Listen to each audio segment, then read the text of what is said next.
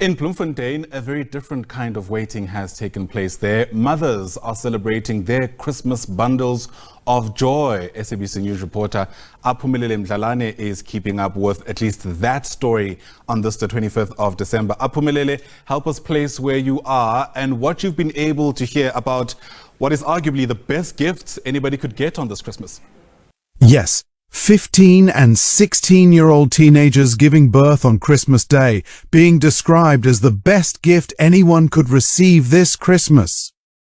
Indeed, this is the new democratic South Africa. Let's dig deep into this pathetic scam. While many South African families gathered around the braai, laughter in the air, a silent and screaming epidemic was unfolding. It wasn't happening in the shadows. It was happening under the bright lights of public hospital maternity wards. On Christmas Day, December 25th, 2025, 1,668 new souls drew their first breath into this country of ours, a record number. The headlines the next day screamed, "Christmas joy!" The photos showed tiny bundles of hope, and our health officials, they stood at their podiums with pride, granting this statistic airtime and media attention, dressing up a profound national crisis in the glittering paper of a festive celebration. But I'm not here to celebrate with them. I'm here to pull back the curtain on a national shame that we've somehow tragically started to wear as a badge of pride. Let's talk about the 130. Hidden in that joyful number are 130 girls. Children who should have been unwrapping presents, not birthing babies. 3 were just 15 years old in Durban, another a 16-year-old somewhere in KZN carrying the child of a 32-year-old male predator. But here's the bitter pill. By broadcasting these births as part of a festive tally, we're not sounding an alarm, we're normalizing a catastrophe. We're treating the symptom like a headline and ignoring the canker eating at the future of South Africa. Think about it. A young girl, her body not yet ready, her mind on school books supposedly not breastfeeding.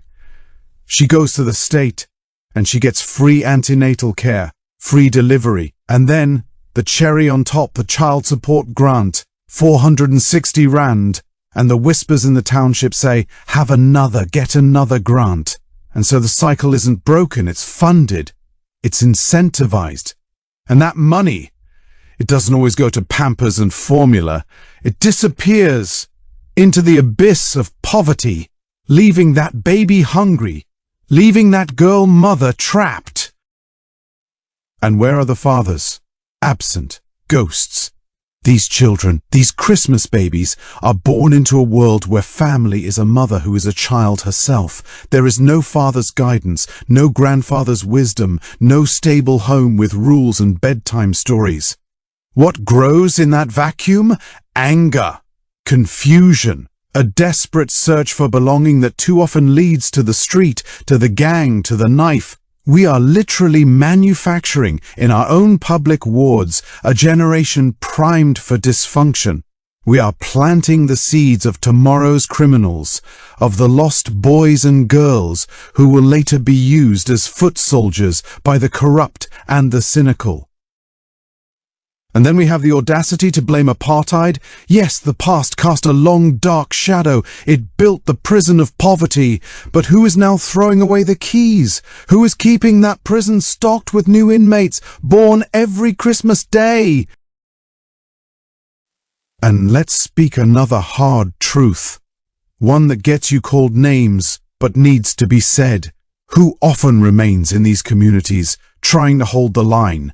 The teacher, the educator, the nurse, the small business owner, and yes, that includes minority white South Africans who stayed, who invested in their communities, who are watching this decay with breaking hearts. They are not the predators. They are often the last bulwark against total collapse, but they are vilified, taxed into oblivion, and told everything is their fault. While the real predators, the 32-year-olds preying on 16-year-olds, operate in the shadows, unchecked. Meanwhile, the educators who are supposed to be sanctuaries, some of them, a rotten few, are part of the problem. They abuse their authority. They see a vulnerable girl and they become the wolf. And the system too often looks away. It's easier to hold a press conference about birth numbers than to hunt down the men who are destroying these children's lives. This isn't just a public health issue. This is a national dignity issue. It's a betrayal of our children twice over. First, we fail to protect the girl. Then, we fail the innocent baby she brings into a world of struggle. We create a perpetual motion machine of poverty, of anger, of lost potential. The College of Obstetricians said it plainly. We are creating a generation of girls who will most likely never participate in the economic productivity of the country. We are sacrificing our future on the altar of our own complacency. So what's the answer? It starts with righteous anger. It starts with calling this what it is, a social justice emergency, not a Christmas story. It means demanding that our police and courts pursue every case of statutory rape with relentless fury. It means reforming grant systems so they support development, not dependency. It means holding every adult accountable, the predatory teacher, the absent father, the corrupt official. But most of all, it means reclaiming our duty to our children, all of them. The teenage mother, scared and alone.